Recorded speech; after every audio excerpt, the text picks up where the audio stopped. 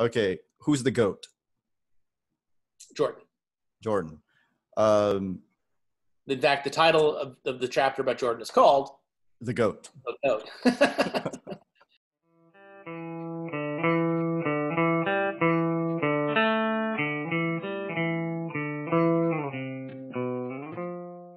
Hi, everyone. Welcome back to the Comics Cube. And today I'm with Fred Van Lente. Hi, Fred. How's it going? How you doing? Everything safe over there? Put me in, coach. I'm ready to play. Taking you off the bench. That's right. Give me some minutes. Come on. So everything is fine here. I mean, global pandemic notwithstanding, certain zoos and outdoor activities open here in New York City, so we're enjoying some of that. And sports are now allowed. Sports are back. Yep.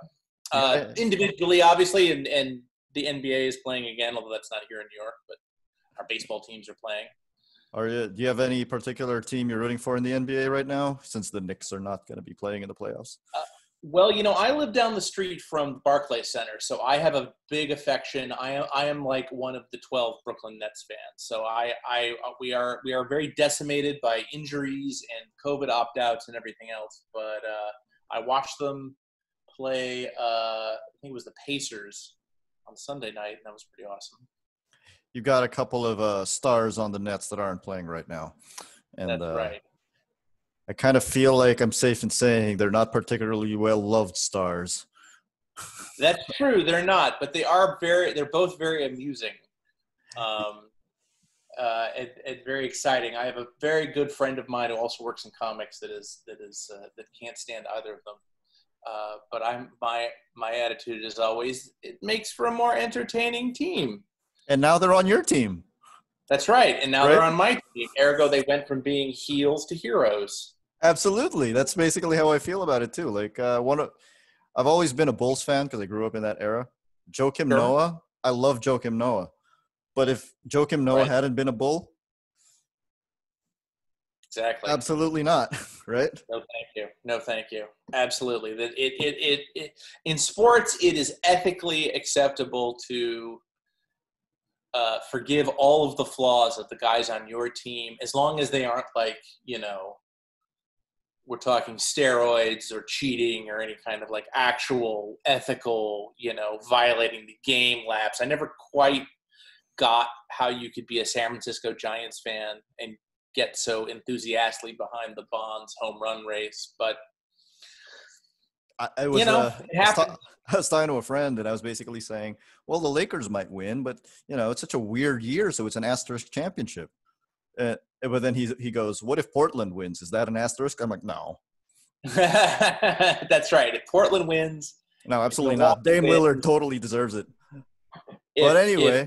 If any of those smaller market teams win, or someone who isn't the Warriors, the Lakers haven't win, it's pretty exciting. Since 2010, this is sort of a fascinating fact I came up with for the book. I think it's over half of the NBA championships have been won by either the Celtics or the Lakers. So if you are not Boston or LA, you will ignore that asterisk completely. Probably you'll ignore it if you are from Boston or LA, but I think 60% of the championships have been won by 4 coaches. I believe it. Auerbach, Riley, Phil Jackson, and Popovich. Yeah, I believe it. And now you got Steve Kerr.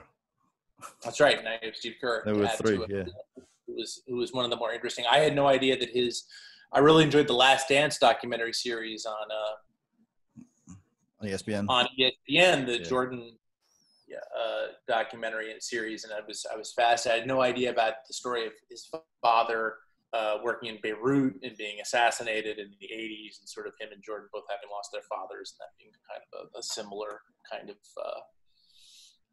background they had. I found that fascinating. Yeah, I didn't know that either. You've written a lot of books. You've written a couple of books, Action Philosophers, The Comic Book History of Comics. That's nonfiction. It's history. What is the appeal of doing history in comic book form for you? I just think it's really, an incredible medium for that. It's a great way to, I think, cut through BS and explain things to people very simply. I grew up loving this underground cartoonist named Jack Jackson who did these terrific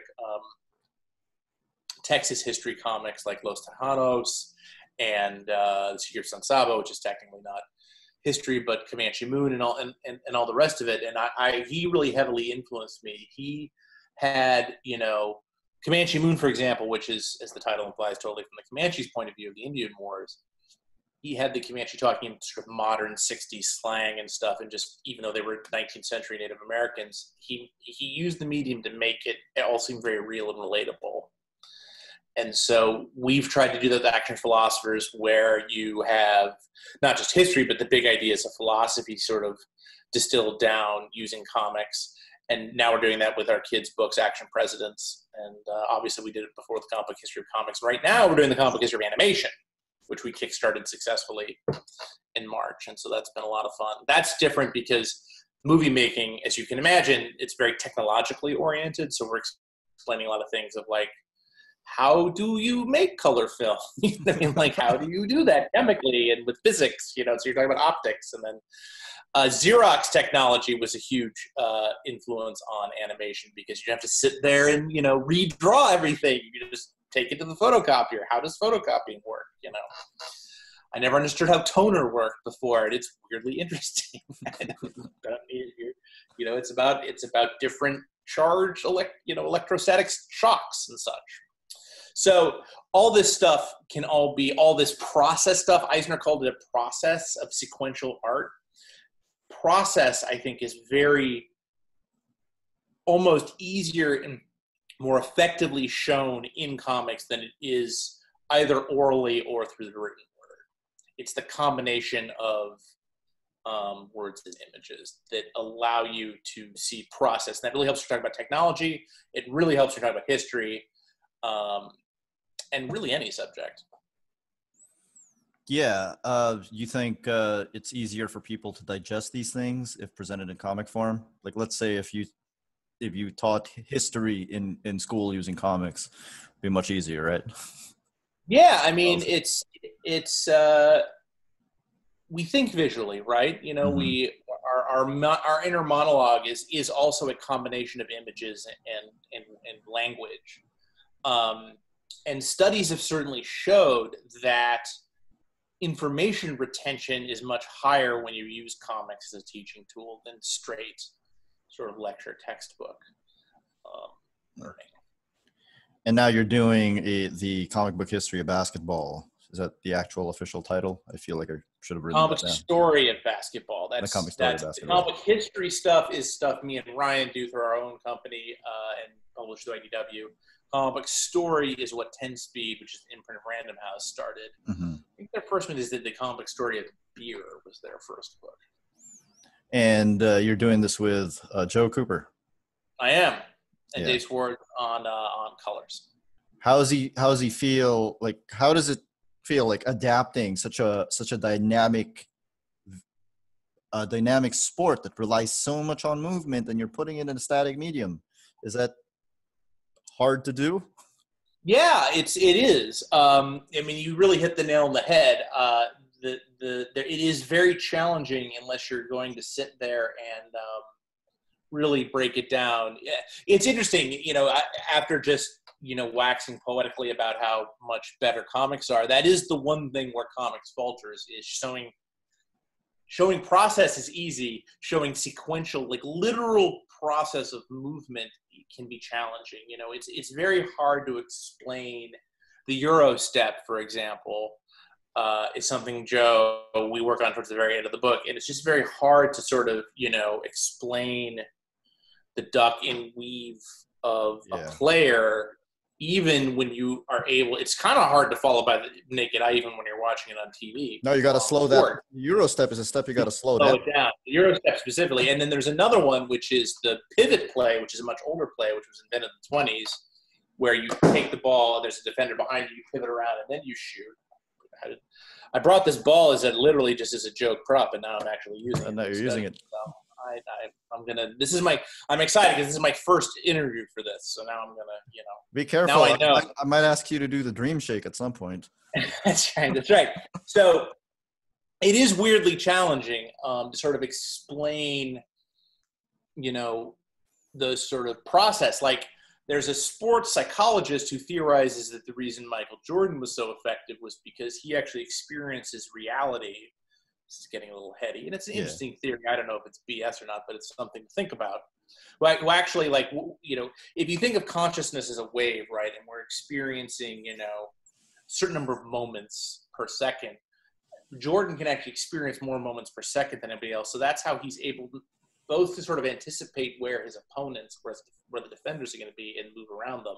And also how opponents always said about Jordan that they knew what he was going to do, but they still couldn't keep him from doing it, right? Because he was just too he zigged where they zagged. And again, that kind of consciousness, those kinds of individual moments, we attempt to replicate it in the book, but it is challenging, and hopefully we're effective at it, but it is challenging to sort of do those incremental movements in comics. I mean, I think what's cool about comics, particularly when you're dealing with history or philosophy or science, is that you can actually reduce things down from either it's really complicated in the case of, say, how a war starts, what are the various, just to pick a classic historical subject, like what are all the tensions that from the opposing sides.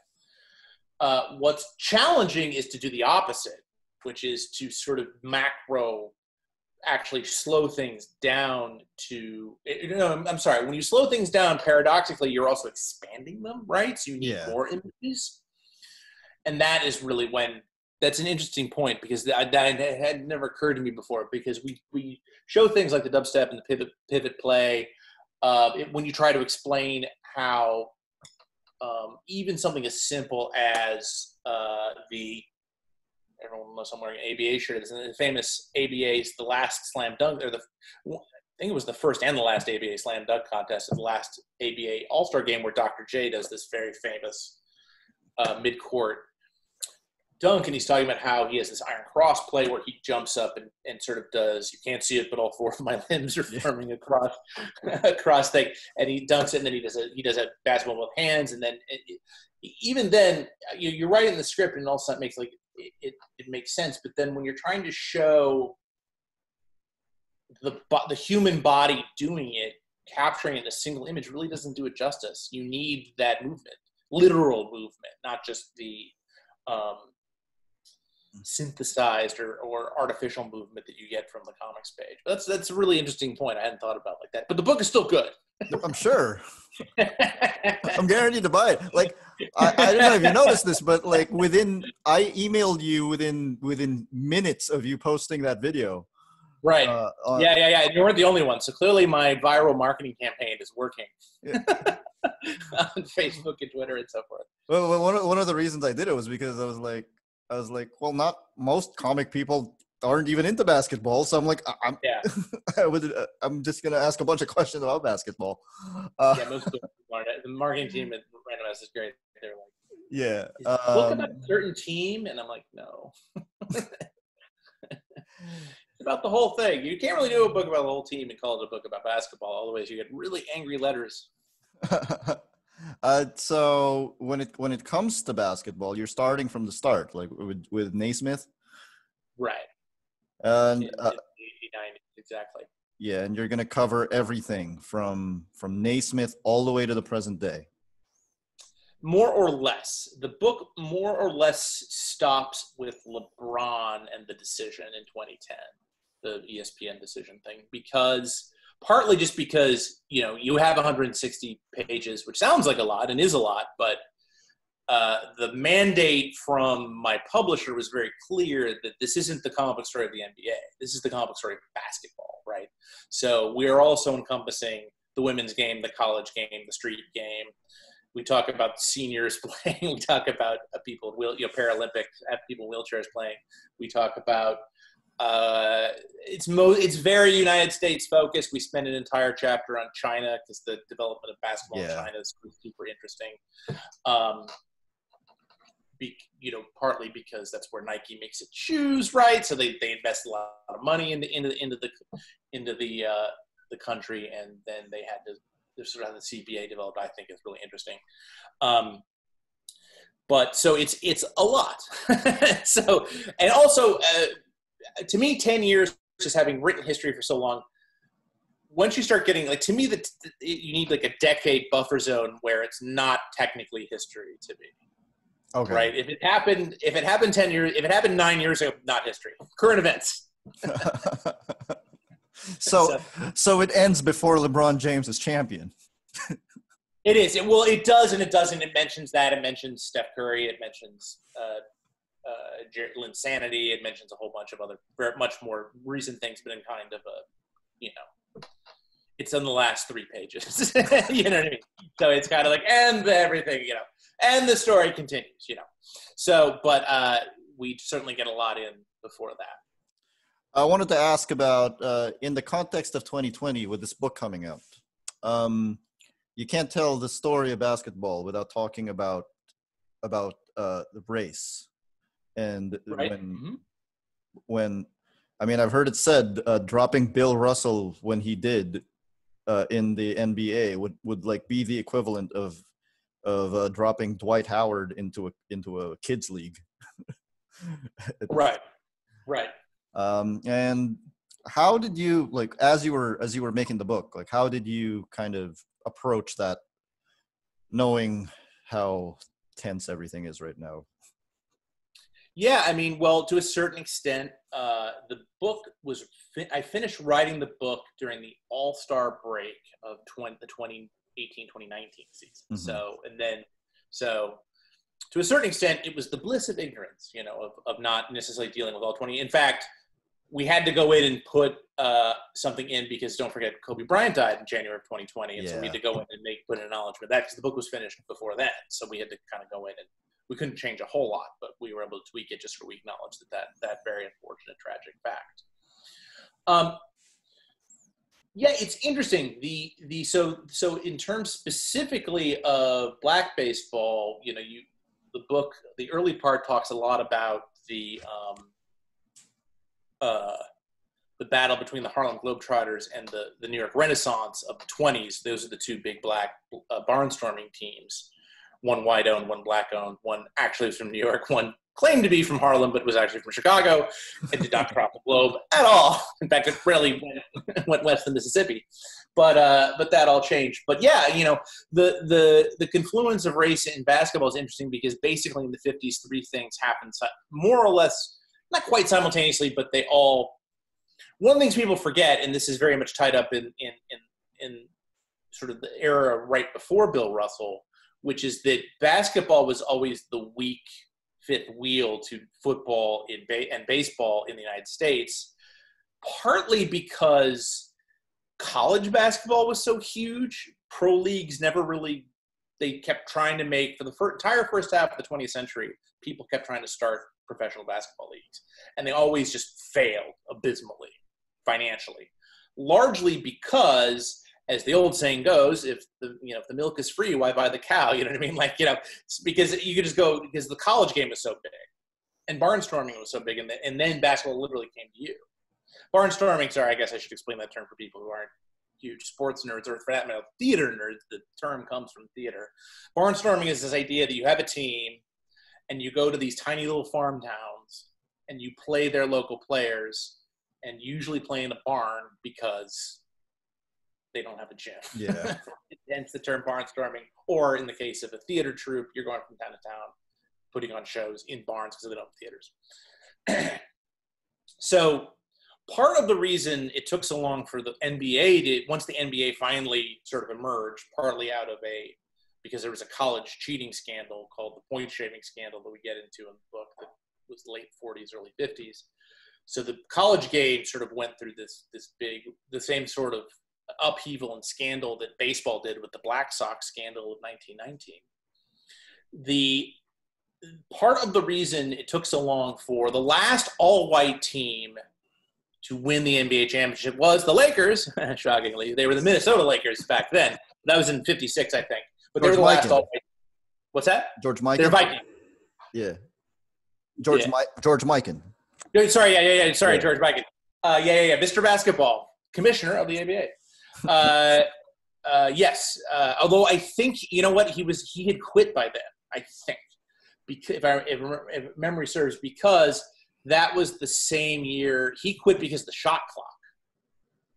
Oh, okay. Because so this all this stuff is all happening simultaneously. You have the scandals in college basketball. You have racial integration. One of the main reasons it took the NBA so long to racially integrate was because Abe Saperstein, the owner of the Harlem Globetrotters, wanted all the best black players for the Harlem Globetrotters. Mm-hmm. And the Harlem Globetrotters in that era was one of the biggest draws in sports, period. And they were much bigger than any of the pro basketball teams. So if you tried to sign a black player, which Red Auerbach did in 1950, he signed a guy who, I believe his name was Chuck Cooper, his first black player signed to the NBA. Saperstein threatened to yank the Harlem Globetrotters from Boston Garden, and Boston Garden quite simply couldn't afford not to book the Harlem Globetrotters. So Abe Saperstein was able to single-handedly keep black players out of the NBA until Bill Russell, until finally the NBA was like, screw this, we want to win games. And at that point, the shot clock had been added because the George Mikans of the world were these huge tall guys, right, who just stand under the basket and just get fed the ball and then dunk it. It was impossible to defend against. So there was no one that's tall as him on the court. So the games were just stupefyingly boring to watch. Yeah, you have really low scores. Yeah, you had ridiculously low scores. You know, one of the very first basketball games, the score was 1-0 because they it didn't occur to them. It's called basketball. It didn't occur to anybody to punch holes in the baskets. So once the ball landed, you had to go and fish it out, you know, or like get a broom and knock the basket into the bottom. So, maybe we should put holes.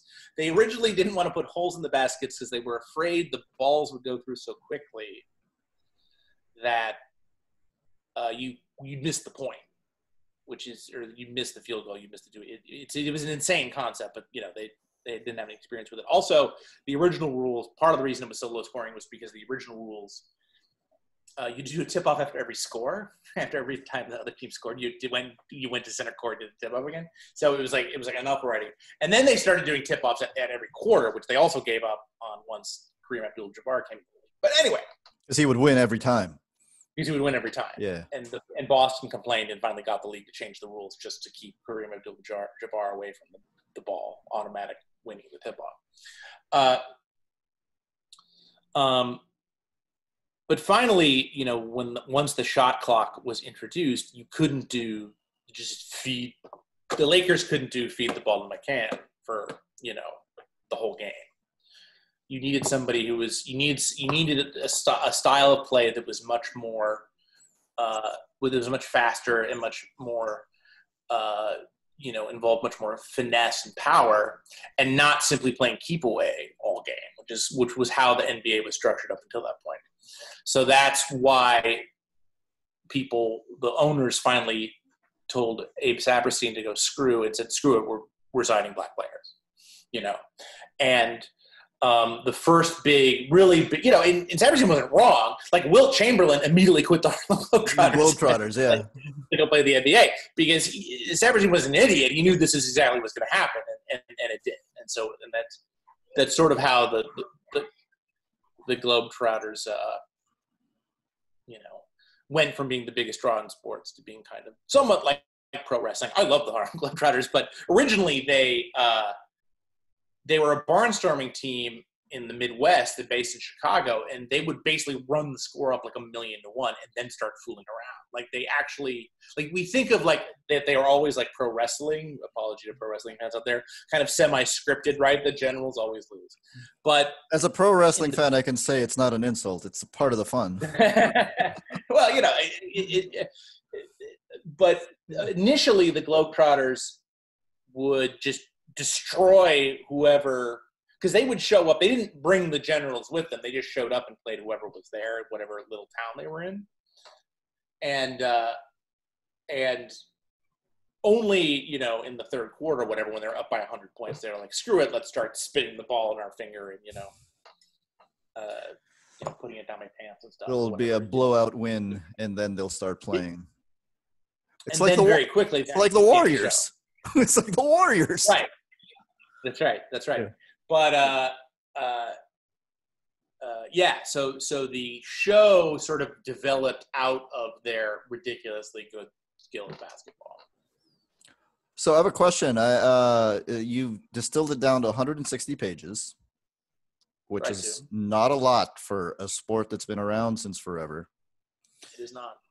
Which people can you not tell this story without? Like, in other words, in your book, who gets the most minutes? Well, I mean, Jordan is the obvious one. I mean, you started Jordan, he has a whole chapter to himself. Just because Jordan, you can argue, people want to argue the actual merits of his stats versus, LeBron or Kobe or whoever else.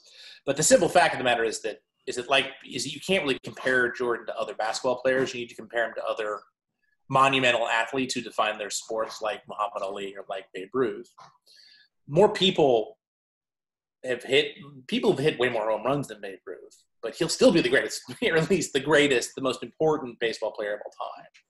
Just like one day, I'm sure many people will surpass Jordan's stats. Some of them maybe not, but they still won't be as great as Jordan because of how he just completely, revolutionized the game in the late 80s, And to a certain extent, that was already starting with Magic and Larry Bird, two other players I absolutely have to use, because their competition carried over from their NCAA final game is still the highest rated basketball game of all time. I believe that was in '79. I should check all these dates before I get on the Zoom call to talk to people. But I believe it was 79. I believe it was. Yeah, 79. It was Larry in 79. Yeah, so absolutely. I guess I'm going backwards from Jordan. So and then before that, I think you'd absolutely have to use Kareem Abdul-Jabbar because of his college dominance and because of his political activity. Just the fact he's the number one scoring, player of all time. Probably has the best resume too. Aside from he's got the most extensive resume. Big comics fan too, by the way. So, yeah, he's written a bunch of comics. As a fellow comics writer, I have to give him his due. Wilt Chamberlain. Excuse me, I skipped Dr. J. Dr. J was kind of the reason Dr. J was the big star for the New Jersey Nets, produced the New York Nets, and later he won the Sixers. But originally he was in the ABA, which was the big competition of the NBA. A fun trivia is, can people name the 4 ABA franchises that are still playing? The Nets, the Pacers. Oh God, I don't know the other two. I don't know the other two. Now I'm going to embarrass you. The Nuggets and the Spurs. The Spurs are. I feel like I knew the Nuggets, but I didn't know the Spurs. Okay. Or was it it's one of the Texas teams? Did I get that wrong? It's okay. I'll just put it in the. It might be the Mavs. I think it is the Spurs. Anyway, again, I will.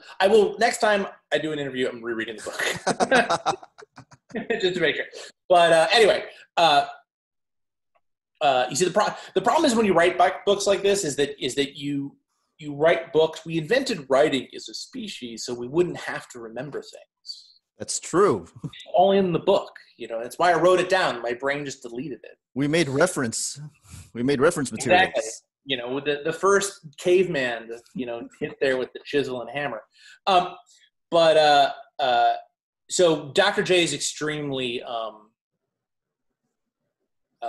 influential, not just because of the dunk and like comic book fans. Like to me, I didn't know anything about basketball when I was a kid, but Spalding had these on the back of every Marvel comic had this single page ad, a comic drawn by Jack Davis of Dr. J and a white guy whose name I can't remember. I think it was Rick Barry. Oh, it was Rick Barry. Yeah, I think it was Rick Barry.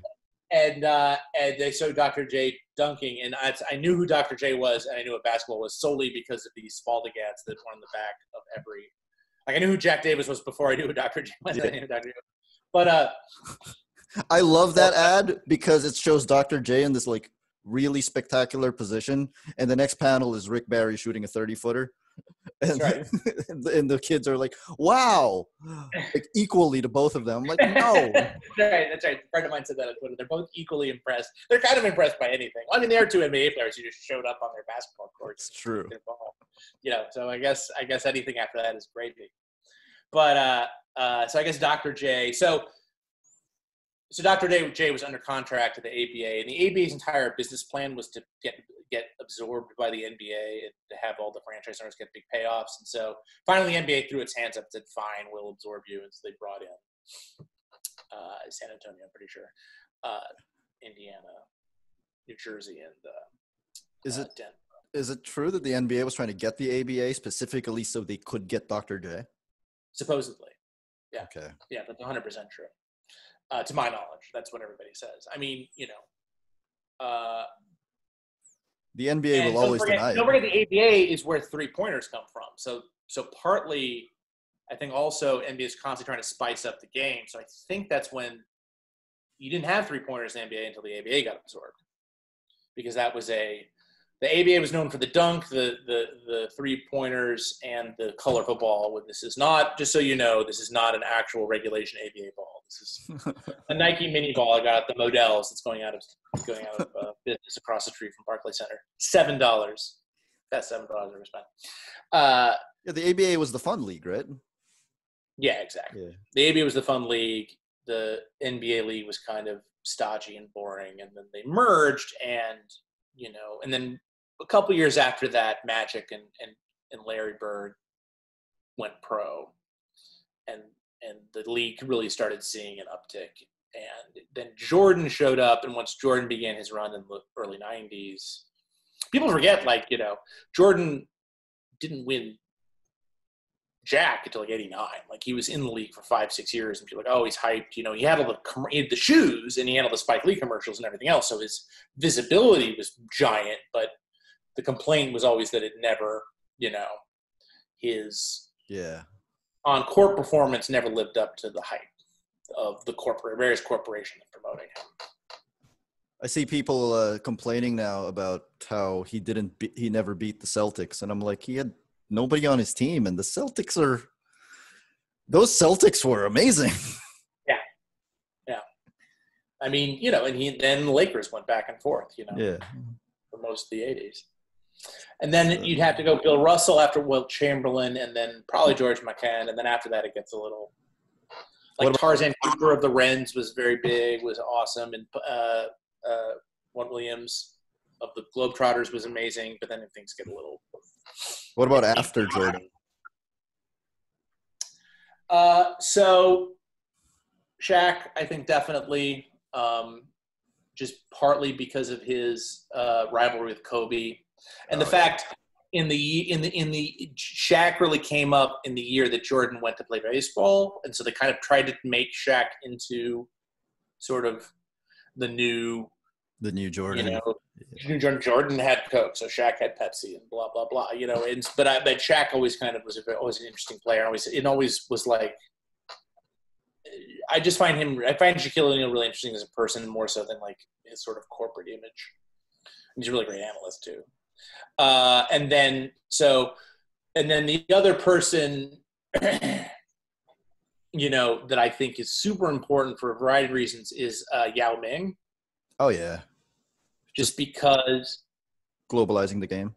Yeah, globalizing the game. I mean, Jordan, at the time when Yao Ming was a kid, so Yao Ming, it's just an interesting story. So Yao Ming's mother and father were the captains of their respective genders' national basketball teams. Okay. And so the Chinese government basically, what's the polite way of putting this? Made them get married. Because this is this is genetic engineering the old-fashioned way. Straight out of a comic book plot. I know it is, except there's no there's no, you know, they've been doing it with horses for years, you know, but let's try it with people. It should work. And it did. And so Ming Yao was the, and it was also really interesting because Ming's mother was one of the Red Guards during the Cultural Revolution, and that caused a lot of problems for the family later on. They were so poor that when Nike invited Ming to a party in Shanghai, I think it was Shanghai, being thrown by Nike, he had to wear women's Adidas tennis shoes that one of his mother's teammates lent him because he was so giant. They couldn't afford to get him shoes. And so the minute the Nike executives see this at the Nike party, they're like, we'll take care of you. And they immediately shipped out, you know, I don't know what size Ming wears, 17 or whatever the heck his shoe size is. And that custom-made shoes sent from Beaverton. He makes Shaq look like a kid. Yeah. That's how big he is. And what, you know, and Yao was not the first Asian player in the NBA. That actually was this guy named Whit Masaka in 1947. This is like a lost fact. Yeah. This Japanese American guy, Whit Masaka, was the first Asian player in the NBA. He was the first non-white player in the NBA. He was the first person to play in the NBA before it was the NBA. It was still the BAA at that point. And I think he was with the Knicks. And yeah, he was a big college star that they signed. So, but what was different about Yao Ming, and this is sort of not just simply that he was from China, was that there had been other foreign-born stars in the NBA, but they all come up through the American system. And so the real question was, could a guy from the Chinese basketball league, a totally different league, come and play in the NBA? And there was a lot of skepticism about it. Charles Barkley famously said that he would kiss his co-anchor's ass if, you know, Ming scored more than 19 points, which he then did. And then the co-host brought on a donkey onto the set, and Charles Barkley had to kiss the donkey's butt. It's all good fun. And so, yeah. And so Yao Ming was totally huge. And then, you know, another person who was totally huge in China was Kobe Bryant. Yeah. Who ran a lot of clinics in China. And LeBron James had this great quote, like when they went to do the Beijing Olympics, he said that he thought he was famous until he went to China with Kobe Bryant. You know, people just running past him in the crowd around Kobe, you know. Insane, because Kobe actually came here in 2011 with a bunch of the other guys, Kevin Durant, Chris Paul, Derrick Rose. And Derrick Rose was a 2011 MVP. Right. They had an exhibition game, and basically our entire arena was just chanting for Kobe. Like, where are you? I'm in the Philippines. Oh, okay, gotcha. I'm like, it's insane because there's a lot of other talent on this floor, but it's just Kobe's Kobe. Yeah, no, he was huge. He was arguably bigger in Asia than he was here. It's possible. And I, you know, if you hear people saying things like, especially the younger people going like, Kobe was my Jordan. Right. Sure. Which kind of just. Yeah. I mean, and, you know, the Nike really wanted it. And that's, you know, sort of partly also why Yao Ming is so important, is that Nike really wanted a homegrown star for the Chinese fans. The Chinese school kids, I can't remember what year it was, voted the most important person in world history was, can you guess? Well, it's Mao Zedong. But behind Mao, number 2 was Jordan. He's the most important human being in history, in all of human history. Because Jordan introduced basketball to the world. That's right. Yeah. How much of the political activism of these, because, I mean, you go on the internet a lot and you see a lot of people saying things like, oh, athletes should stay in their lane and stop talking about politics. But, I mean, you go back to people like Bill Russell, Bill Walton, and Kareem Abdul-Jabbar, and it just feels, is that in the book much? Or it is a bit. because it probably would have been more in there had it been more of an NBA focused book. But anytime we're talking about politics, we're usually not talking about basketball. I mean, it would have been fascinating to me. Would have been the reaction, just returning really briefly to the China theme, to be talking about how the whole brouhaha over Hong Kong, the way that went down. That was a very big deal over here, with the players basically siding with the Chinese government over some of their general managers and owners who were voicing a little bit of support for the people of Hong Kong. Yeah. And that's sort of fascinating, you don't want to necessarily look too much in the motives of it. I mean, the NBA players were in China when all that was happening, so I can see why they were a little freaked out. But interesting. Yeah, I mean, honestly, probably not the best time. Yeah, but I don't think the people of Hong Kong checked with the NBA before they decided to do what they were doing. So, it's hard to talk about Kareem Abdul-Jabbar without talking about some of the activism. It certainly goes without saying here in the States that the NBA is the most progressive of the pro leagues. Sports, easily, very often sports are very reactionary. They're very testosterone filled. So you get a lot of, tough guys, and that tends to be kind of have people with a conservative bent. But, you've got openly gay players in the WNBA. You had an NBA player come out really recently. I think he just retired at that point, but around the same time then.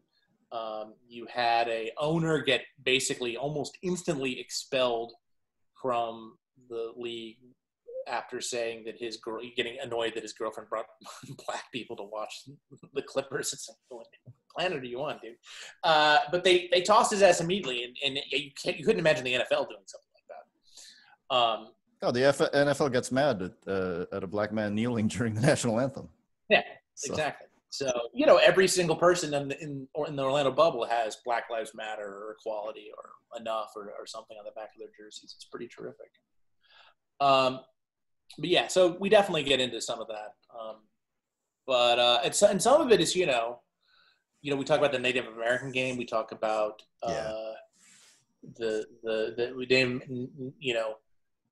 basketball is huge on reservations here in the States. Sherman Alexie, who's the great Native American poet. Yeah, has this great quote where, like a lot of places in Europe where soccer is the sport of the poor, right? The sport of the disenfranchised. That's what basketball is in the United States, and in many other parts of the world, like former communist countries. I think that's why it's part of its huge appeal in China and other parts of Asia. It's just the fact that it's an urban sport in a way that every other major sport, you need a big field of grass. Or you need a frozen pond, or you need some sort of specialized, area. Yeah, you actually preempted my next two questions, which was Sherman Alexie is always talking about how the Native Americans invented basketball. He's always talking about that in his books, and I think what he might have been saying was that they invented it parallel to Naismith inventing basketball for everyone else. I don't think he's actually saying that they made basketball as it is. So I was going to ask about the Native American game. We need to let the Canadians. We need to give the Canadians basketball, that they invented it. We get it. Canadian did it. Just give them something, Sherman. Gee. That's on the Canadians. Now, granted, he did it in America, but still. I was going to show you something. I wanted to share my screen. Is it okay if I show you something? Please. Right. So this is a picture of the Philippines after a flood. That's great. Yeah, exactly. That's exactly what Sherman Alexie is talking about. Yeah. So it's just the accessibility of the sport, right? Yeah. I mean, so much easier. That's the first thing you saw people doing here in Brooklyn when the lockdown was lifted. I mean, I think within a couple months, the governor of New York State said you can have gatherings of 10 people or less. And 10 happens to be the exact number of people you need to play an official basketball game, which I should point out is another reason basketball caught on so quickly when it did in the early 20th century, is because you don't need this army of people to do it. You know, I mean, even baseball, you need at minimum 18 people, you know, to play a real game. But in some rural parts of the United States, you know, you didn't have 18 people in a single school system, you know, and it became as popular with women as it did with men, which is also another huge factor in its popularity. Yeah. Do you think women's basketball right now is going to be is going to eventually get to the same level? Because the WNBA only started 20 years ago. Yep. You think it's eventually going to get to that same kind of global level? Hard to say. I mean, I think that it's hard to say. It's interesting. In rural parts of America, the women's game, like in Iowa and Idaho and places like that, real farm countries, the women's game was actually more popular than the men's game, partly because the men had to go work in the fields, and so the women were not expected to do that, so they could play basketball, and that became a huge thing. So it's hard to say. I certainly really enjoy watching both college women's basketball and the WNBA, but it competes in the summer with baseball, which is kind of my number one sport. So it's hard. It's certainly possible, but unfortunately, I don't think there's the bandwidth for that. I see it as more likely possible if for some reason men's basketball goes away, but I don't think that's going to happen.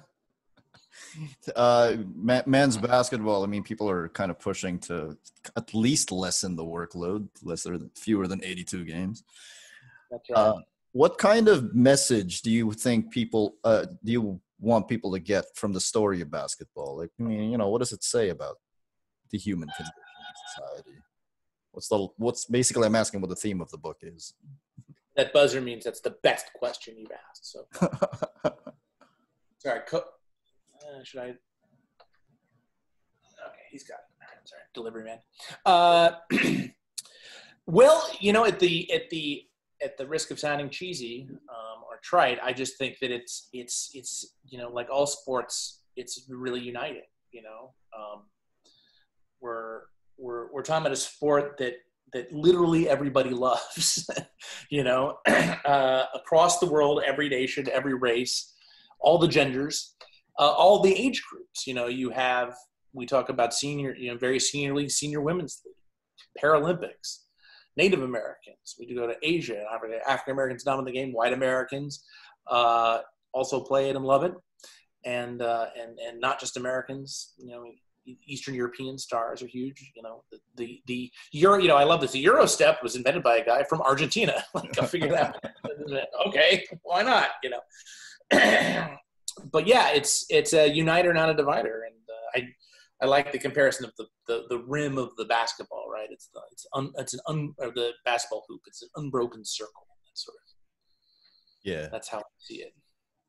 Yeah, in the Philippines, we have a saying that kind of translates to basically saying the ball is round, which really means that anything can happen. Right. So, like the Earth. Well, you know, one of the Brooklyn Nets doesn't agree with the fact that the Earth is round. So, yeah.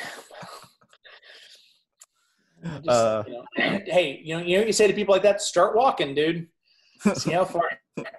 Let us know, and we'll put a GPS on you. And when you fall off the edge, we'll come and get you. I'm gonna do a quick lightning round for you to close this off. Is that okay? Okay, sure. Okay, who's the GOAT? Jordan. In fact, the title of the chapter about Jordan is called "The GOAT." The GOAT. So okay. I would be a bit of a hypocrite if I said anybody else. Who's a better player, Magic or Larry? Magic. Even if he had Kareem? Yeah, because don't forget Kareem kind of really, you know, don't forget Magic won his first championship when Kareem was injured. basically to Mhm. set out the edge at the end of the series. So I think that Kareem is a huge asset to Magic, but definitely towards the latter part of Magic's career, Kareem kind of tapered off and then obviously retired Yeah. before Magic's career ended. Good question. LeBron or Kobe? See, here's the problem. I'm from Cleveland. You have to say. So I'm very much inclined to go with LeBron. I will say Kobe, but only with the caveat that LeBron's story isn't over yet, and maybe you ask me in 2030, my answer will be different. Is Tim Duncan underrated? A little. Yeah. I mean, I think he's pretty rated, but but he's the first time. It's the first time he's come up in this conversation, so maybe he is underrated rather. And Russell or Chamberlain? Oh, Russell. Yeah. I mean, Chamberlain's a lot of fun, but Russell's the greatest defender of all time. So. And winning matters, right? So. And it really matters quite a lot. So how do you feel about people using like statistics to kind of show, to kind of say that it's an open and shut case? Like LeBron's got better stats than Jordan, Chamberlain's got better stats than Russell. Right. Yeah. Well, as you just said, the most important stat is winning in championships. So, if you've got that, you're already sort of partly the way there. Also, like when we talk about sports, we get these concepts. To me, there's a difference between saying, okay, let me phrase it this way. Again, being a big baseball fan, and really you can apply this to any sport. An MVP in any sport, people just go to the stats. So he is, so many points or assists or whatever, therefore he should win it. But it's like it's most valuable player, not,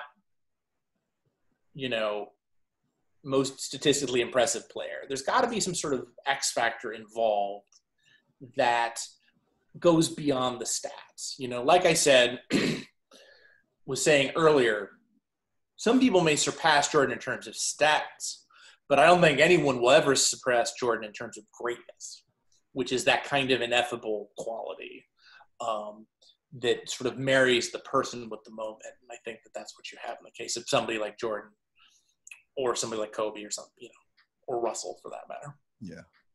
Dave, I'm sure you talk about that as well. Like just the fact that you have to watch. This is a sport you have to watch. Yes. Right?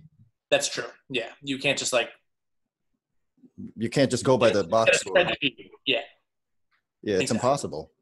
And I would actually go so far as to say you have to watch it live. Like I watching on TV is good if you have to, but actually being there on the court or in the arena is or at least watch it as it's happening, right? Because I'll tell you, I didn't see the game where Jordan shot 6 3-pointers.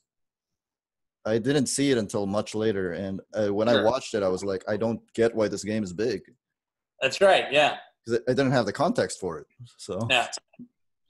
We do this thing. The centerpiece of the book, and it's laid the double-page spread in the middle of the book, was this dunk contest Dr. J was involved in, and a lot of this, the scene is recreated from quotes from a great book about the ABA called Loose Balls.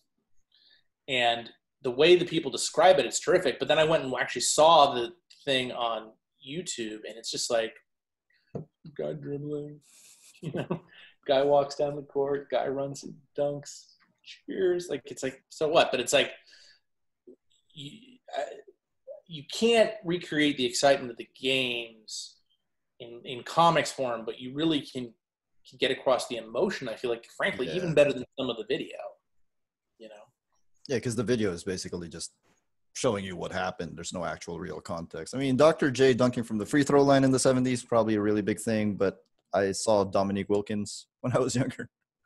So it's just a little, Well, I think it's that no one had really done it before, and no one had done on national TV said they were going to do it. You know what I mean? It's like the old paper pointing out towards the stands in Wrigley Field where he's going to hit it, which is probably apocryphal, but Dr. J did it. Both said he was going to do it and then actually did it. So, all right.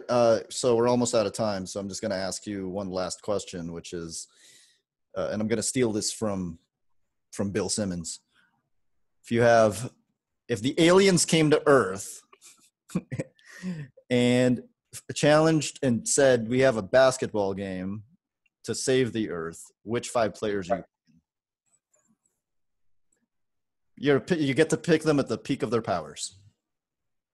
Yeah, I mean, according to ESPN, the 5 best people at their various positions are Magic, Jordan, Kareem Abdul-Jabbar, I think Tim Duncan, and LeBron. And LeBron, yeah. So that's it. That's your 5. That's the 5. Now, talking so passionately, that was literally, and I think that's both statistics and, greatness that we were talking about before. But yeah, those are the 5. Yeah, I think I'd replace Kareem with somebody who passed more. Just so basically I'd have a team where everything ended up with Jordan. Everything ended up in Jordan's hands. That's right. It's like, so that's all we need. We need ball movement to end up in Jordan's hands. But I hope that if Kareem played with Jordan long enough, he would be like, I'm going to pass it to Jordan. All right.